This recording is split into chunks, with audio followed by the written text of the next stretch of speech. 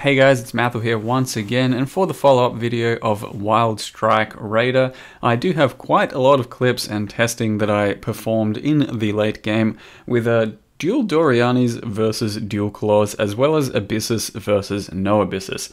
Now, the too long didn't watch version is they're pretty similar as far as the weapons go. It's just a different feel based off of the attack speed, the crit rate, and the whirling blades versus leap slam. Damage-wise, ultimately, they're pretty similar. The biggest difference is Doryani's cost. A lot less than your claws, since both claws together should be about 5 or 6x for decent ones, and Doryani's together cost 20c. As far as Abyssus versus non-Abyssus goes, here you're seeing some Abyssus action, and it certainly is a lot more damage than the no Abyssus action, but it's way more dangerous. We still pull like 6k life, ultimately, with the Catalysts, but even so, with 6k life, Fortify, Taste of Hate, some good evasion and dodge, it's not enough to reliably survive against everything. You do occasionally die, and it is kind of frustrating. It's only particularly worth it against Guardians because it makes clear time on them a lot faster, but it still doesn't feel that worth it to me anyway, because you can definitely do it without it very reliably, very safely. It just means most Guardian fights are going to take an additional 30 seconds or so, let's say, as well as Shaper taking an additional 30 seconds to a minute per phase.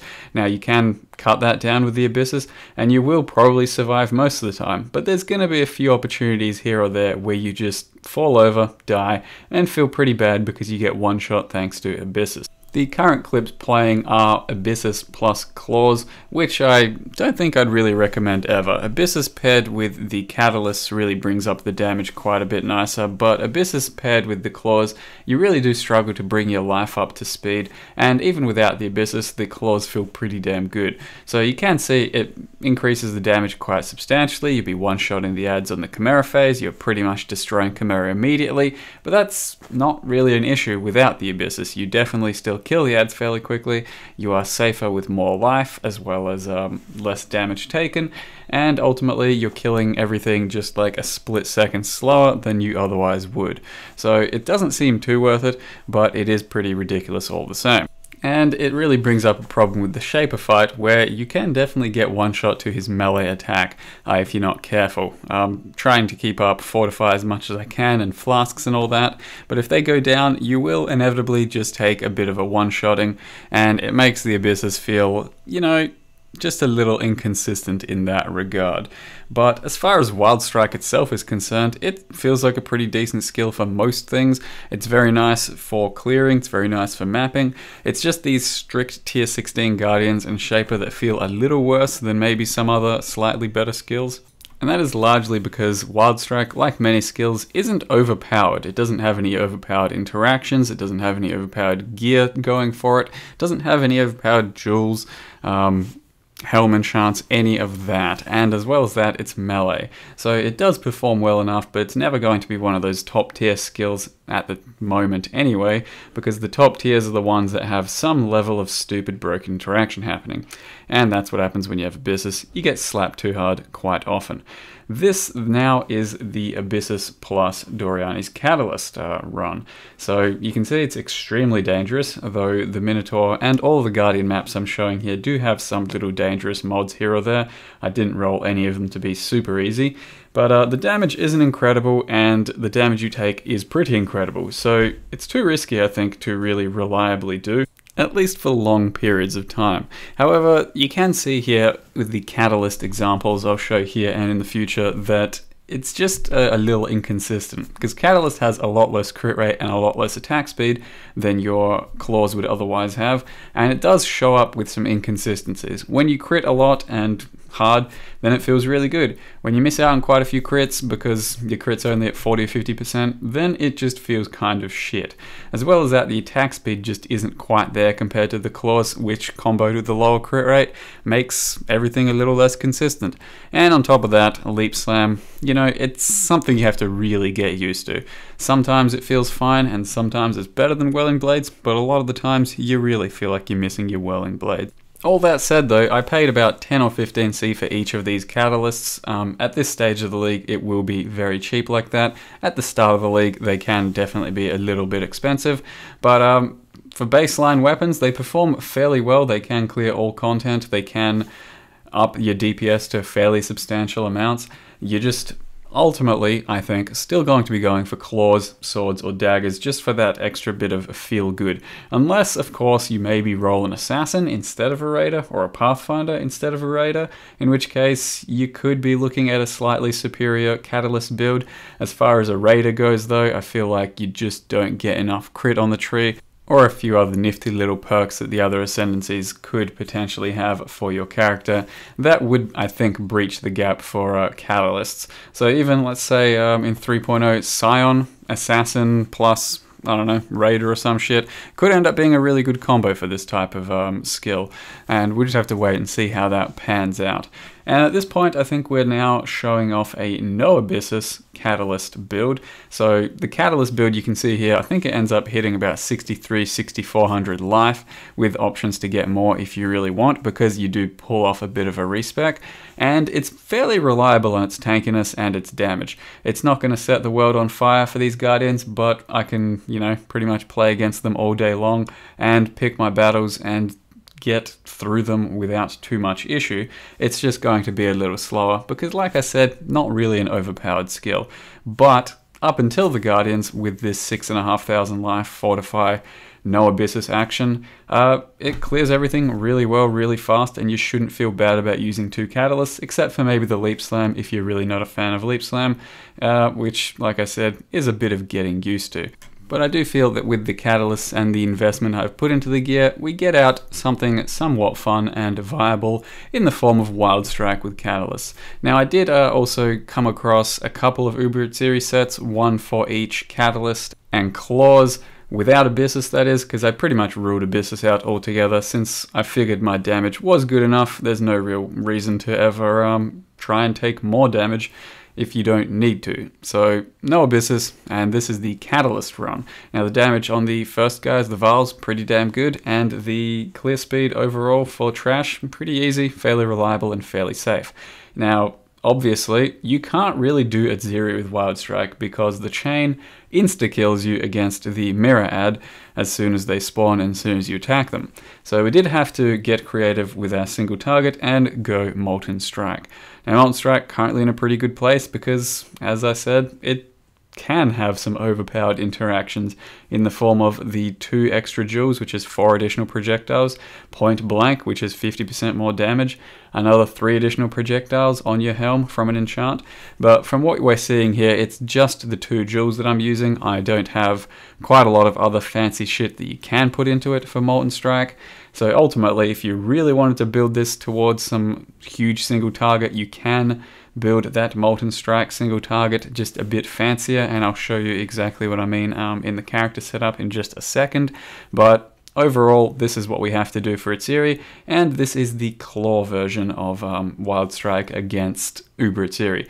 So claws, no Abyssus, damage is still pretty good, it's a very fast character with its whirls and attack speed, and it feels pretty good to actually interact with the bosses as your melee character, somewhat surprisingly. And then once again on Atziri we do have Molten Strike, and you attack so fucking fast with this Molten Strike that I'm pretty sure I'm pulling out something like 100 balls a second. So building it towards pure Molten Strike could actually be pretty fun and rather satisfying, because like I mentioned, I'm not that Molten Strike obsessed here, and with a few upgrades and a few little respecs you could easily hit something like another 150-200% damage on your Molten Strike. It just wouldn't be a good clear skill, but it's something in the back pocket for single target if you really want instead of the Wildstrike. Ultimately you could even have a 6-link on your Wildstrike and then chuck a 4-link dedicated to Molten Strike, using the jewels, which would be a bit clunky as fuck, but hey, something to look forward to in the future. So overall, the character performed well, and Molten Strike, something you could definitely look forward to if you want to try a bit of a different melee skill out, I think, for the future. So before I do my 360 and walk away from this character, I do want to show you exactly the few little extra setups I've done and intricacies around the Wildstrike with the claws and with the catalysts. Now first of all, I do feel it's important to tell you that a well-rolled Abyssus like this one, for example, adds roughly 60 to 70% damage to the claw version of this build. So bear that in mind when you choose whether or not you want to run an Abyssus and tank your life and survivability, because at the moment I'm at 5800 life, taking off my Star Conjure, and it feels kind of bad at times, but huge damage. If you really want, it's almost certainly worth it to build around it by putting it in and then building far more defensively and taking out some of your offensive passives.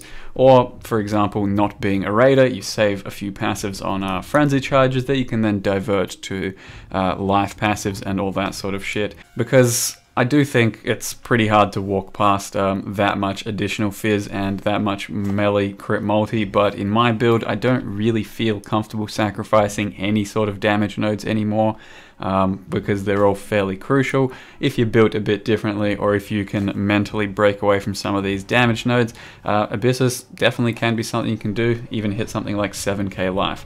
So that's all I'll say about Abyssus, and currently using a Star Conjures. The Wildstrike Chain enchant feels very good for clear speed, but not that necessary. I do recommend trying to get one if you're going to play long term for a character like this, because it feels a lot nicer.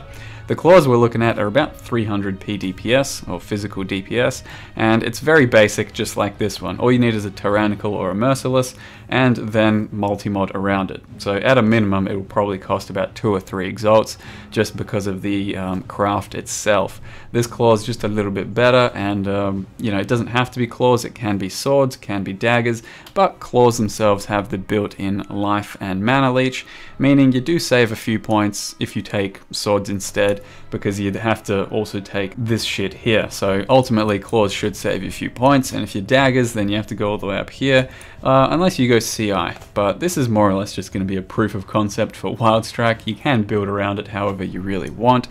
Raider, Elementalist, Assassin, Pathfinder, all of those are going to work, and CI or not CI, just going to depend on the future of the game, I'd say. And then of course the alternative is to Doryani's Catalyst. The 100% elemental damage, or in this case 80%, doesn't really apply to the tooltip. The secondary effects, like I was mentioning earlier, or the conversion in the previous video, I mentioned all that. So the tooltip will definitely be lower, but your path of building should have them at roughly the same damage. And when you do the Catalyst version of the build, you path your way up here and grab this instead of the claw nodes and these couple of nodes here, and I'll have a passive tree for you guys to follow if you want to do that as well in the description below for the YouTube comments.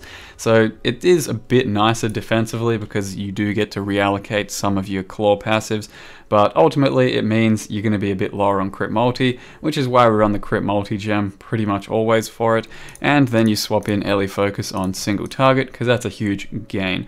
And once again I'll mention Wildstrike into multi-strike, into wed, into crit. Those are your 4 links, and then you do a whole bunch of random shit. Could be crit strikes, added fire, could be Ellie Focus. Depends what you really want. Now I'd say most of the character I think was pretty much covered in the previous video, but I will just go over the gem links real quick for you guys again, as well as the fact that yes, Wise Oak, we've triple capped 203. Try and get that happening if you do build Wildstrike, because it feels amazing to have done.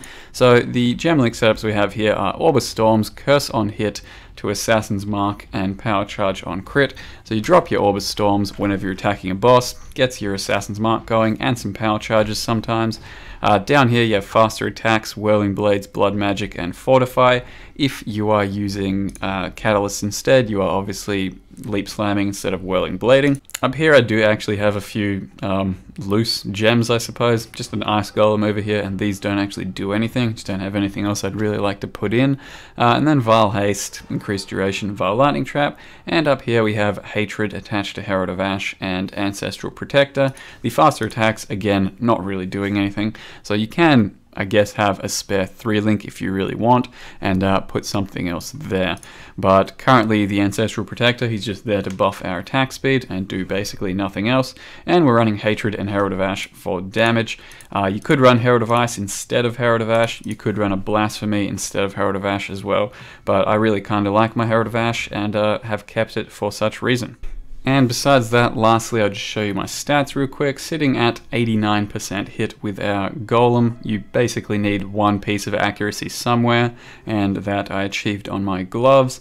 Running 67 crit unbuffed, buffed with power charges, it's something like 78, and then Diamond Flask gets you pretty much near the cap. We don't often have power charges because this is not that reliable, but if you use the trap setup in the offhand instead of your catalysts, because I've just been using them to swap between for tests, then you can have much more reliable power charges. Overall, I think that's the end of the character. I hope you enjoyed looking at Wildstrike. I really enjoyed playing it.